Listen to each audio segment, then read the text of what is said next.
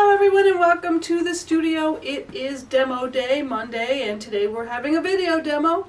And we are focusing on painting atmospheric conditions such as fog, mist, rain, haze.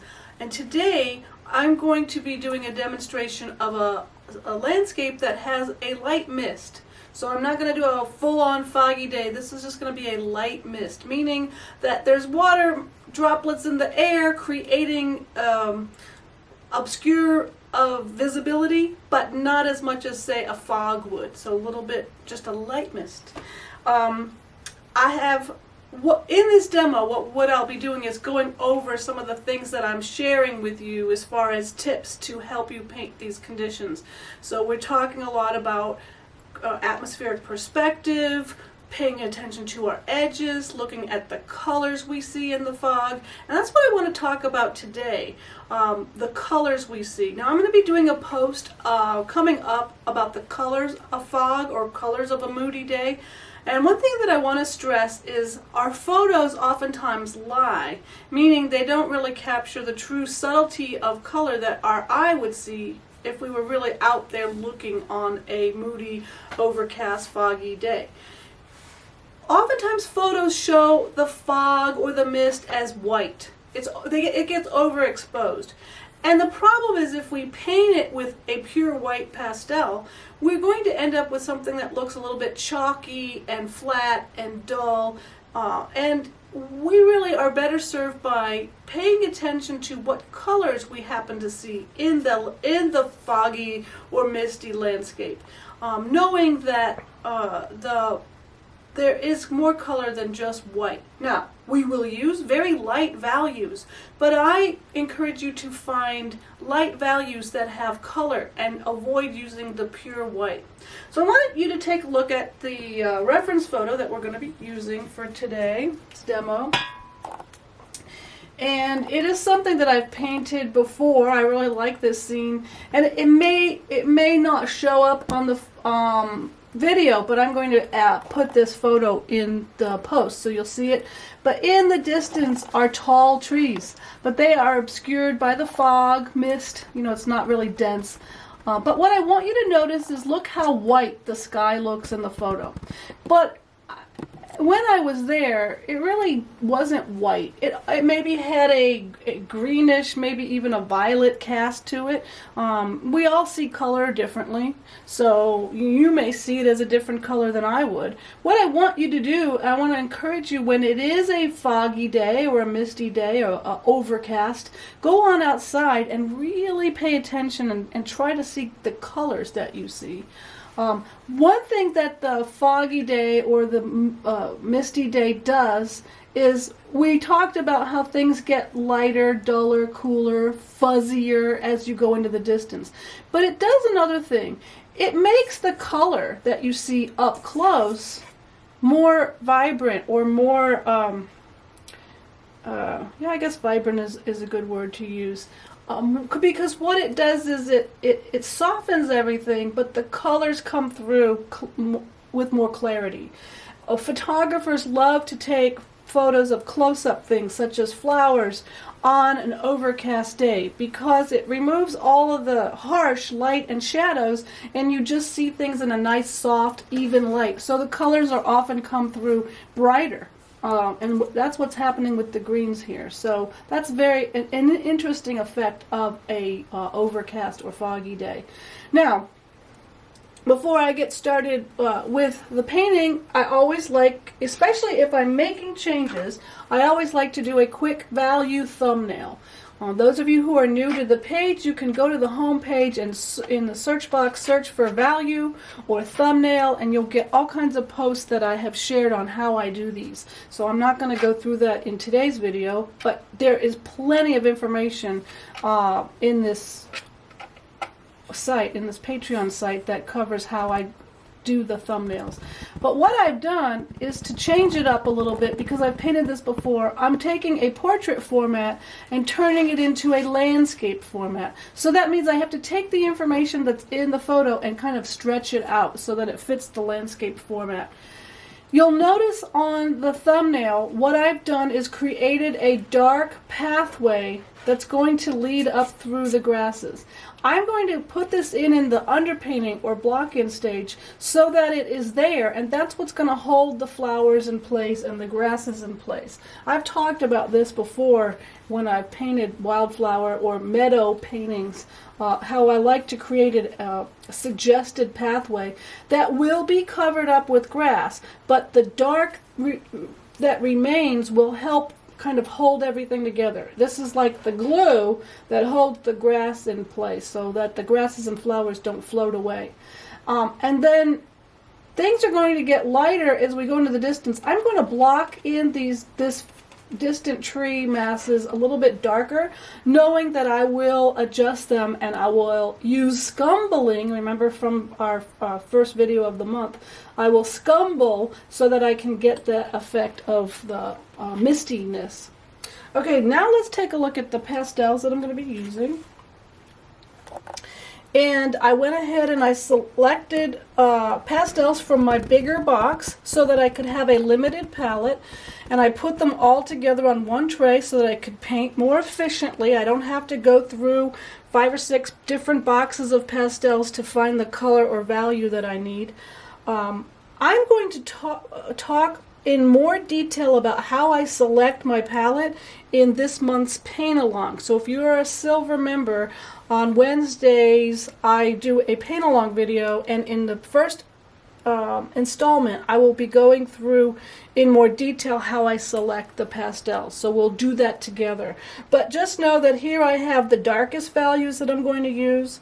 These are the middle values. This is a little bit lighter. These are some of the greens that I'm going to use for the grasses.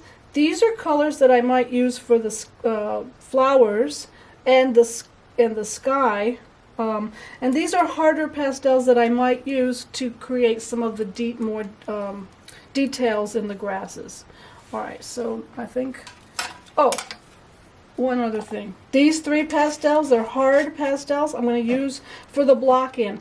I selected 3 values of a red violet, and I picked this color because it's a coolish color, and I think it will work nicely to create a nice kind of cooler, moodier feeling. If I had used orange or red, it might look too sunny. So that's why I selected these colors. Alright, so now we'll get started, and the first thing I'm going to do is I'm going to ignore the reference photo and I'm going to look at my thumbnail for the initial drawing. Because this is, I don't want the horizon to be right in the middle. And it really is actually about the flowers. That's one thing I forgot to mention. You always want to have a concept in mind for your painting. So like, what is this painting all about? What do I hope to share or express with anyone who's looking at it? And for me, this painting is all about walking into the mist, and how these flowers kind of give us an interesting lead-in, and they lead us back into the mist, and they cause us to want to explore even further. Now these are the taller trees. They're going to be in the distance, but we don't really see them very much because they are shrouded in the fog or the mist. Now what about the flowers? I know that I'm going to want to have one bigger one right in here. I'm not going to put in all the flowers right now because they'll come towards the end of the painting. But I do know I want that one big one there to balance the dark of the tree. So next thing I'm going to do is block in according to my thumbnail. So I'm going to first block in the darkest areas. Now remember, on a misty, overcast, or foggy day, we can have all the darkest values in the foreground, as much detail as we want in the foreground, as much clarity, the more intense colors in the foreground, and those things will change as we go back in space. But I'm going to start by making the tree in the distance darker, but I will adjust it. Now I'm going to fill in this middle value section. with a red violet that's just slightly lighter than the dark that I put. It's pretty close. But again, all of this is going to be adjusted. And then we're going to block in the sky, which is the lightest value. But there's one thing I need to do. Oops. I need to block in the distant tree. So I'm going to use that second mid red violet that I used. And I'm just putting it in super light. So I'm going to cover it all up. Alright, so there is our block in. Now I'm going to take the extra step of rubbing it in. I'm going to just use a piece of packing foam. I'm painting on a gray piece of paper, and this is that Ming Art sanded pastel paper. I still have a stash of it. And I don't really have to block in the first layer because it is a nice gray tone paper. But I like to do that because look at now I have a kind of out of focus underpainting or block in. And now I can decide where I'm going to put the most focus and the most clarity. So now that I have the block in done, I'm going to move to the pastels. And I'm always going to start by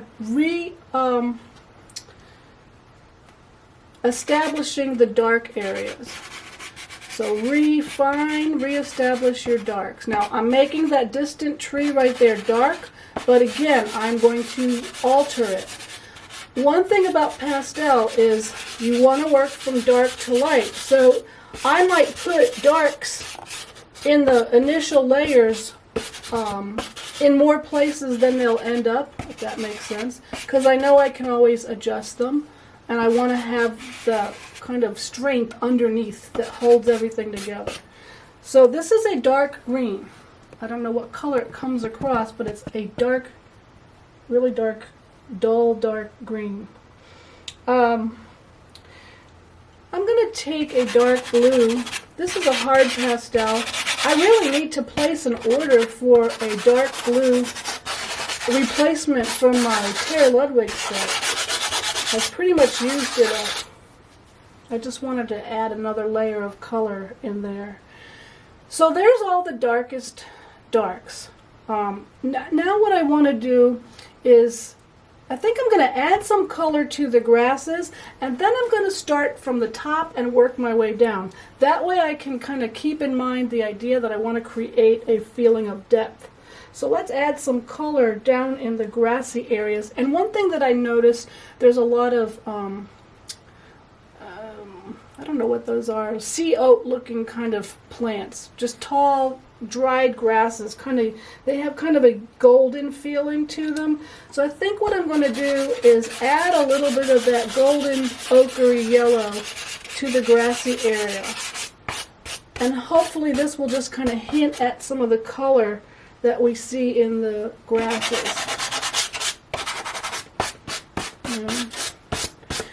Notice I'm starting to cover up that suggested pathway, but it's still there, it's still present. Now let's go and address our background.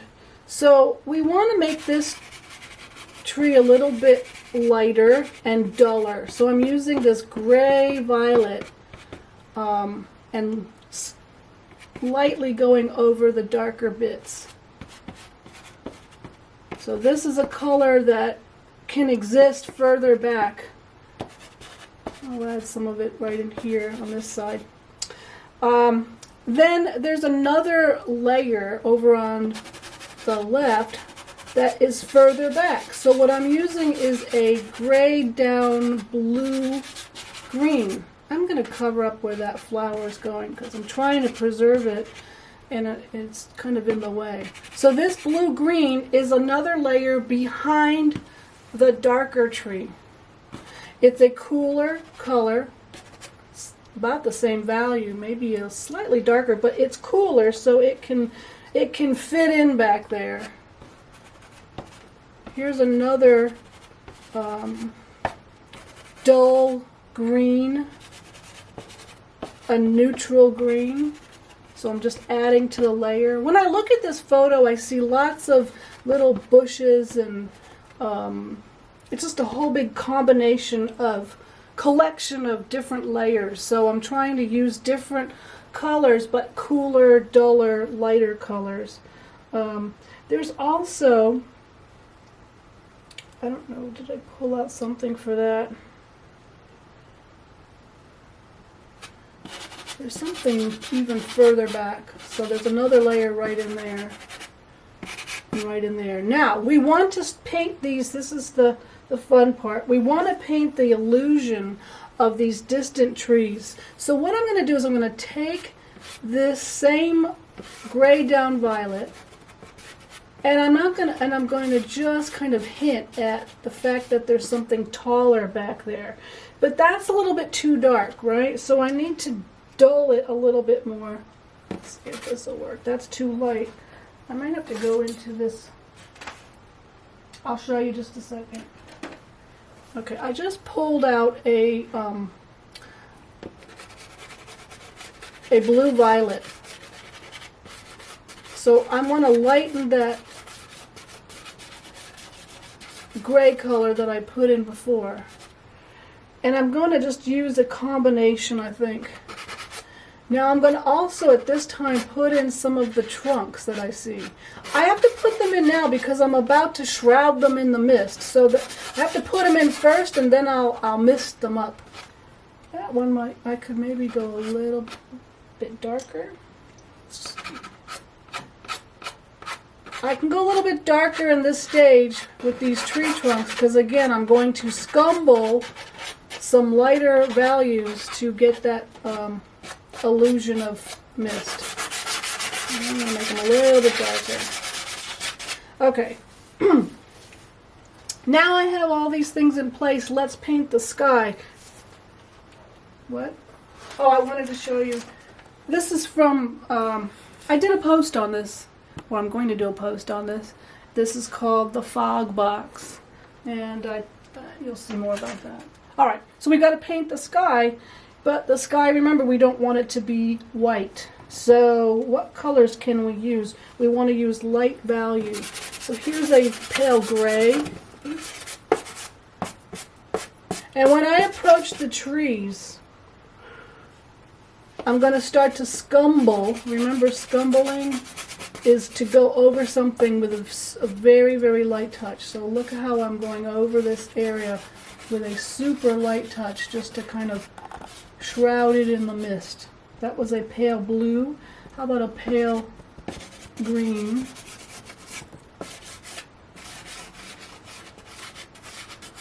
Scumbling.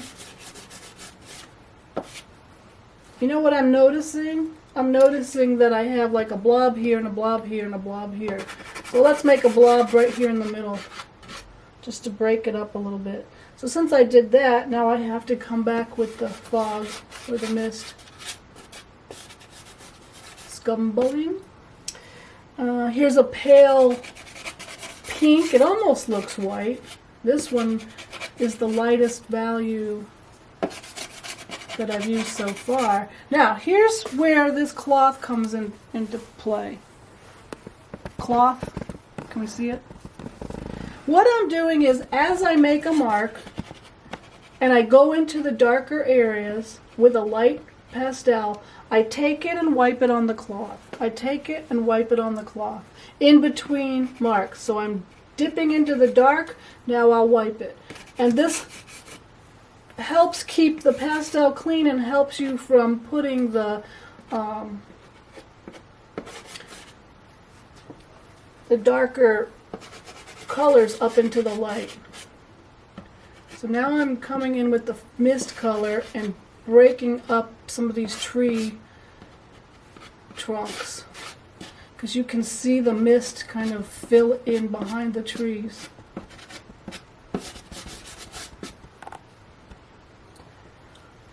Here's another pale yellow. And this kind of gives it a high overcast feeling.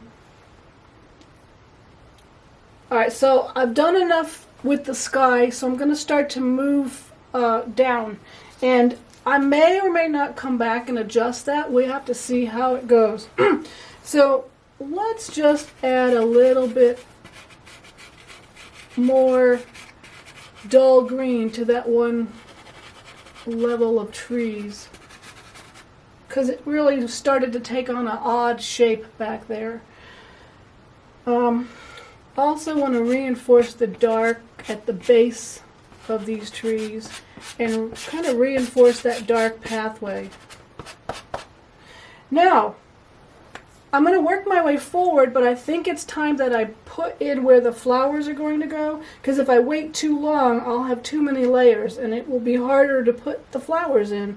So I'm going to take out this blue violet that I used up in the trees. Now remember, where did I have that guy? Let's put it here.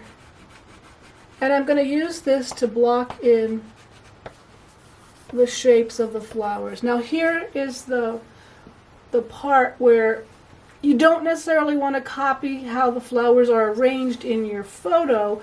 Instead, you want to create a visual journey. So you want the viewer's eye to kind of follow the flowers around your painting. And so like if some of them are flat. We're going to cover these up with grass too. So if we were to start kind of down here and go like this, we do need a couple little guys over here.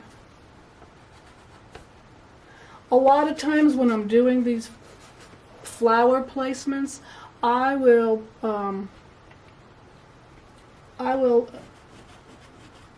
change them quite often as the painting progresses, because I want them to be in a kind of rhythmic arrangement.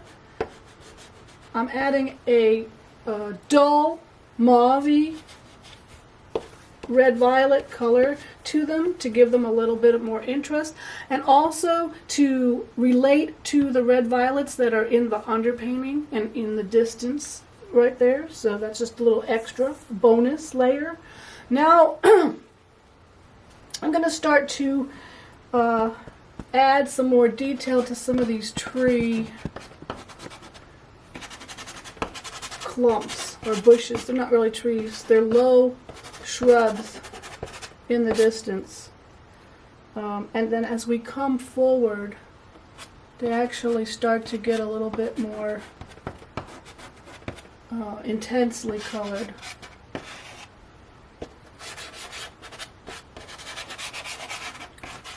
There's a little bit of you can see how the field is laying flat back there in the distance. I'm going to take a little bit of my workable fixative right now and spray the bottom and that tree, because I want to start to build up a feeling of texture. So we got to let that dry just a little bit. Oops, it's not dry. Give it a second. I like that there's some hazy, misty looking bushes back there. So I'm just increasing that using this dull, neutral, gray down green.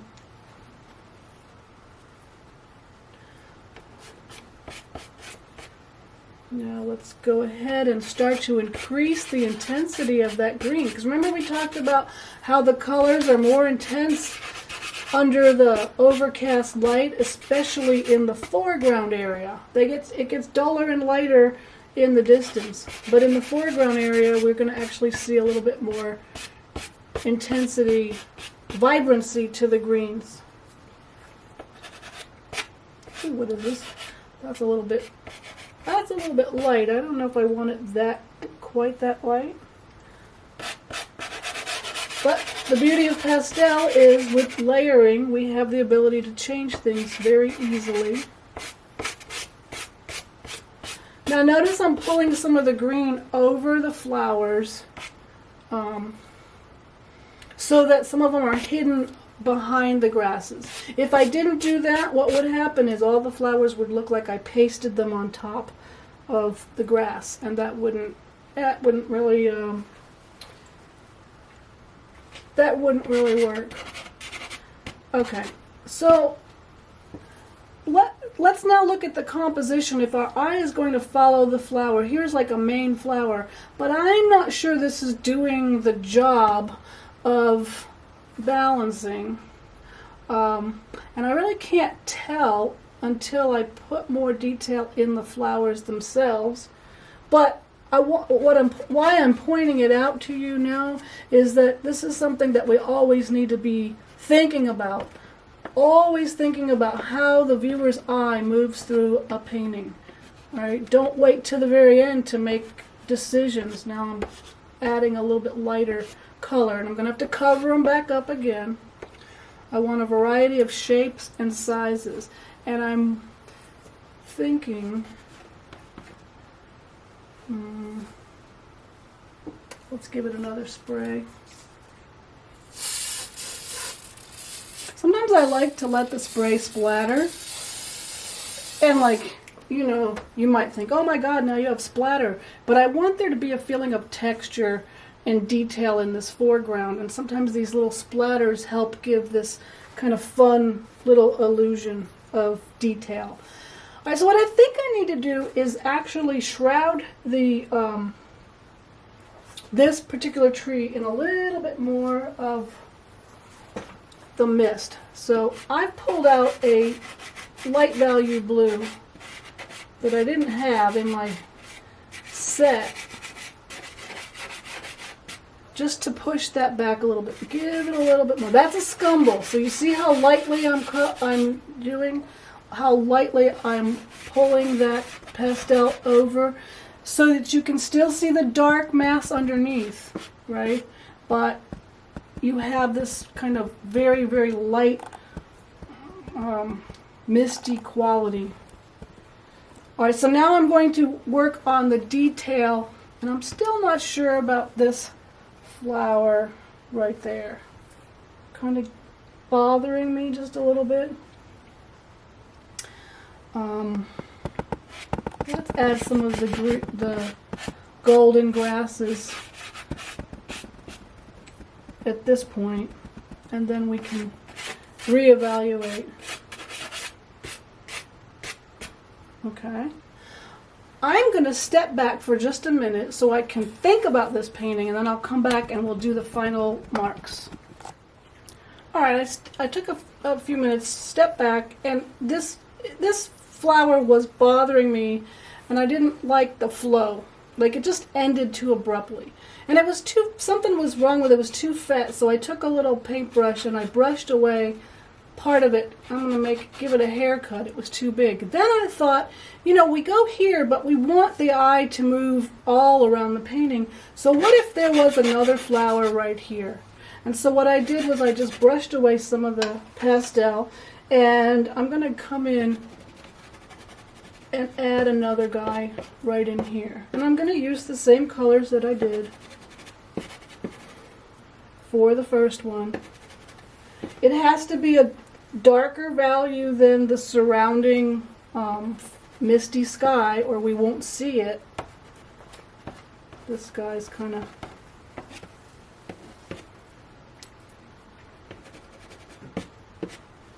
What we just want to be slightly aware of it. Actually, can make it a little bit. That's what we really need to do. It needed to be darker underneath, but we need to then press down with more authority and make some shouting marks. And this shouting mark contrasts with the scumbling marks, right? So that now this flower actually is more visible to us. So we're going to do the same thing. And this is not a white pastel. It's a very light value yellow. Almost white. So we're going to just add a little bit more. I've got to hold my board in place. On our key areas where we want the viewer's eye to look. So not all over all of the flowers. I like the little guys. Ooh, that was way too big. I like some of those little guys in the distance. Okay. So, Now the flowers are standing out because they're closest to us, even though they're taller. This is our point of view. We've got a haze going on, or mist going on, and now we need to create a little bit more detail in our foreground grasses, because it is in the foreground that we will see the most detail, the darkest darks, the richest color.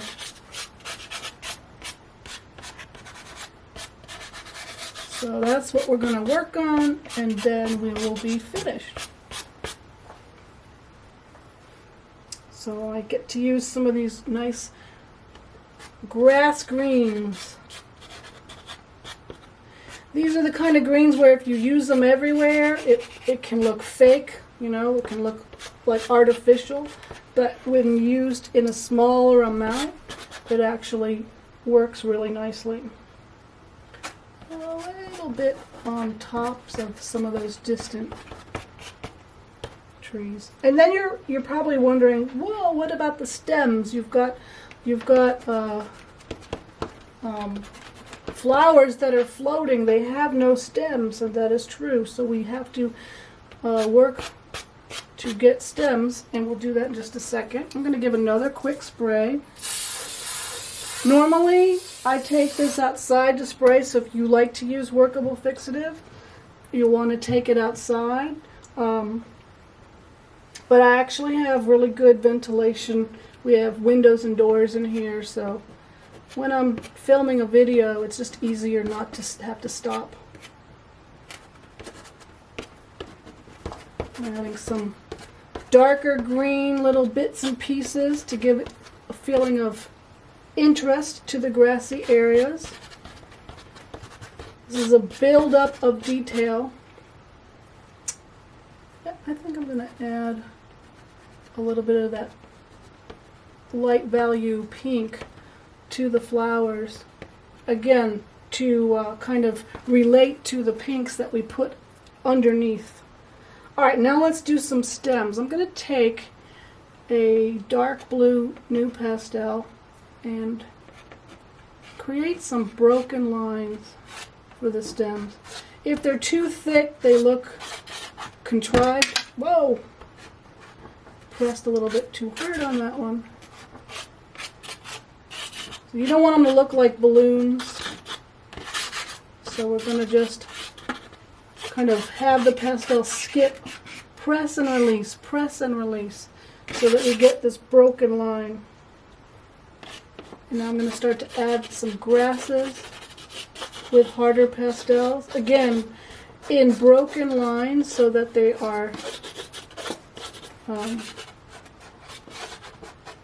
natural. They have a natural feeling to them. And I'll press harder in some areas and lighter in other areas so I get a variety of marks. Uh-oh. There goes our dehumidifier. It's a rainy day here in Georgia. It's a moody day. Perfect. I'm going to pull some of the grasses up over. And there are also some of these, there's a lot of these golden wheat-looking type weeds. And I don't think I really want to make it about those. So I'm only going to put a few of those in. Again, varying the size and shape of the grasses and direction of the grasses to give a little variety. I do think I'm going to add a touch of warmth to the flowers, and that will help move that golden color around a little bit, and so the flowers don't look quite as chalky. There's almost, I told you in the very beginning of the video, what did I say? It's not white, and while this is not a white pastel that I used, it was very, very light, almost white. So I really want to warm these flowers up just a little bit more, add some of the detail of the lacy caps to them. And one thing that I want to point out is at this stage of the painting that it's really going to be a personal preference as to how much detail you want to put. You know, if you like to paint in a photorealistic style, you could keep going and you could get it to look more like the photo. But if you like a looser, painterly, more expressive style, then you have to decide when you have enough detail in your painting. And oftentimes what I need to do is I need to step back, put a mat on it, and look at it. So let's go ahead and do that. Let's take a break. Okay, I'm back. I got out the magic frame. This is just a simple frame and mat that I keep on hand. And when I put it on a painting, it really gives me a lot of information about how finished I really am. So what I look at is what is the movement of the eye, and you know, I want there to be movement from here to here, up to here, and then back out. And is that happening? Is there enough detail where I want it, or is there detail where I don't want it? And those are the things that I'm looking for, that visual journey. So then I feel like at this point it's just about finished, but it could use a few extra spices and a little bit finishing marks. I don't know if you can see this. Okay, so I've got some really bright greens. These are what I would call artificial greens. If I used them everywhere, it would lose its impact. But if I use it in just a few key places, remember, the idea is we want to move the eye over to here, right? So if I put some shouting marks with this really bright green only where I want you to look, right, then it has the power. Here's another one. This is similar, but it has the power to attract the eye because it's unexpected. It's spice, right? Maybe another one right over here. Then the other thing that I'm going to do is add a little bit more detail to the flowers. So I'm going to use this pin, this steel tip pin, and I'm going to come in and draw through the pastel, which I put on thick enough so that I can do a little bit of scratch art. And I am just drawing those little tiny individual parts. I don't know the official term, or if I do, I can't think of it right now, but all the little bits and pieces that make up these Queen Anne's lace. But I'm not going to do it to every single flower, and I'm not going to do it all over each flower, but just enough so that we have a little bit of interest, and that's something that we can do with pastel. If we put it on thick enough, we can draw through it with something sharp. We can also do the same thing by getting some of the stems or grasses. Just draw through it, do some scratch art. Your pastel has to be on thick enough for it to work, but it is kind of a fun effect that you get. So we need just I lost my stem. Let's revive it. Okay. So let's recap this painting. Today the idea was to create a misty day, and the way we do that is to use the principles of aerial perspective. Things get lighter, cooler, duller, fuzzier, and to scumble is the technique of lightly applying a layer on top of another layer, and to keep in mind the visual journey when you're trying to get the viewer's eye to move through the painting. So I hope you've enjoyed today's demo of a light mist moody day. It was fun to share with you, and I look forward to more, and let's paint.